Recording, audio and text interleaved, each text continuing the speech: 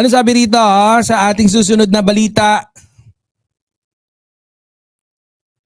Dating Congressman Saldico at ilan pang opisyal ng DPWH Region 4B kabilang na ang unang batch na kinasuhan ng Sandigang Bayan ng Ombudsman, inanunsyo ng Office of the Ombudsman ang formal na pagsasampa ng kaso sa Sandigang Bayan kaugnay ng umano'y maanumalyang flood control project sa Nauhan, Oriental, Mindoro. Ay, lapit-lapit kami dyan. Kabilang sa unang batch ng isinampang kaso ni dating Congressman Saldico, mga board director ng SunWest Corporation at ilang opisyal ng DPWH Region 4B, ulat ni Ray Ferrer. Asan na yung ano dyan? Ayan oh. Oh, dahali kayo. Kinasuhan na yung mga ungas. Oh, si Saldico. Unang-una dun sa pangalan. Oh. Oh, hindi. Si Jesus Palsis ulit yan eh. Former Congressman Saldico, several officials of DPWH, announcement to the media office of the Ombudsman. So ayan formal na nagsampa ng kaso. Ang ating ombudsman pagdating dyan sa kila Saldico. Kaya alam nyo, kung tutuusin, talagang connect talaga to no. Yang INC rally na ang bali-balita kaya talaga sila medyo atubili rin sa pagrarally no. Medyo may pagiging hunyango no, nagtatago sa transparency and accountability sigaw-sigawan nila kunyari, pero ang totoo niyan, ang bali-balita, no? Kala nyo si Aimee lang may pasabog. Ang bali-balita, malapit na matumbok. Malapit na matumbok ang isang proyekto rin, no? Na ang nagmamay-ari ng contracting company ay alam nyo na, syempre, idudugtong nyo na lang doon no, kung ano yung sinabi ko kanina. Pero habang wala pa, pero yan na, malapit na yan. No? Pero habang wala pa, ito muna, si Saldico, yan din, kagaya ng pagsasabi natin, no? Kung actually maraming yung video na pinalabas ni Saldico, maraming tinabunan yun. Marami yung natakpan, maraming natabunan. Yung napaka-juicy nung news or nung pasabog ni Yusek Bernardo. Ang problema, gusto talaga nilang takpan yun. Ang daming sinabing pangalan doon. And even yung mga accused. Accused or yung nabanggit. 'Di ba? Kaya nga ang dami din nagkaroon ng naparesign. Si Secretary Amina resign. Dahil nabanggit siya, no? Ni Saldico. Si nag-resign. Si Secretary Bersamin dahil nabanggit naman yung relative niya. Pero I think si kakasuhan yung relative na nabanggit. Ako talaga excited ako sa posible pang maganap no bago magpasko. Kasi yun nga ang pangako no.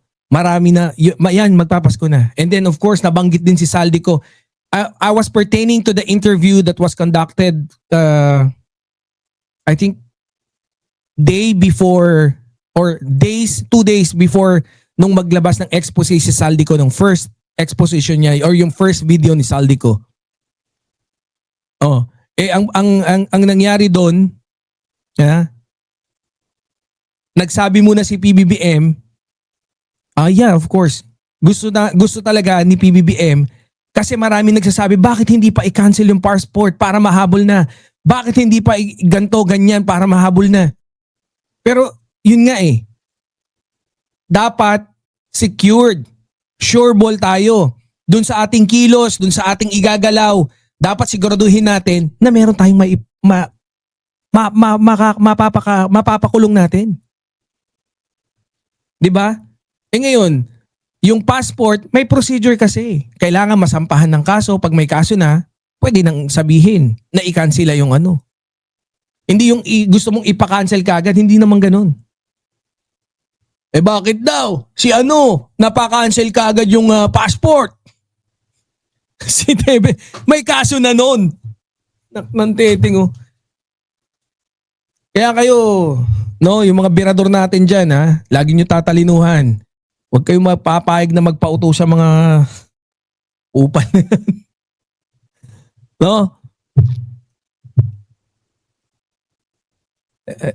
Kaya, eto ayan, so sigurado, pagka-cancel ng passport na ito, pwede nang ipadukot. Pwede nang hulihin yan doon, no? Kung nasaan man yan, na hingin natin yung tulong ng Interpol para dakipin yan kung dapat dakipin. No? Kagaya ng ginawa kay Teves. Ayan si Teves. Kailangan mag-ingat tayo dyan.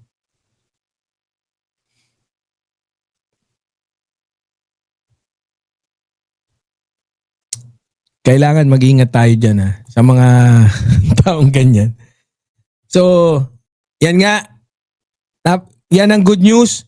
Bago magpasko, marami pang susunod dyan. No? Yung mga DPWH na mga officials, sunod-sunod na yan. Kalaboso ang lagay ng mga yan. At syempre, wala man tayong kundi panalo ang taong bayan dyan.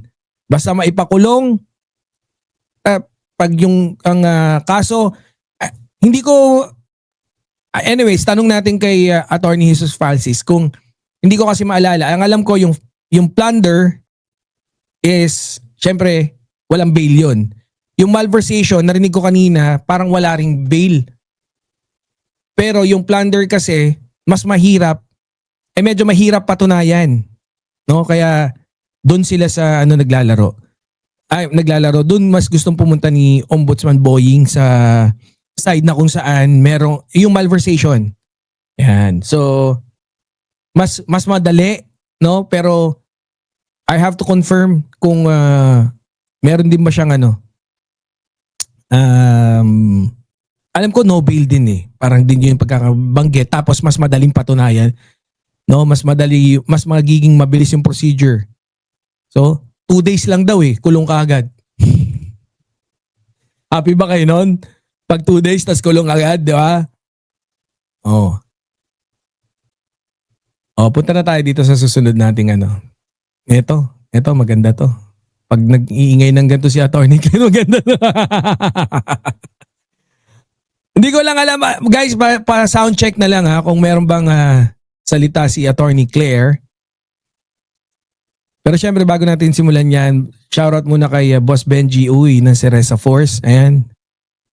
Play natin.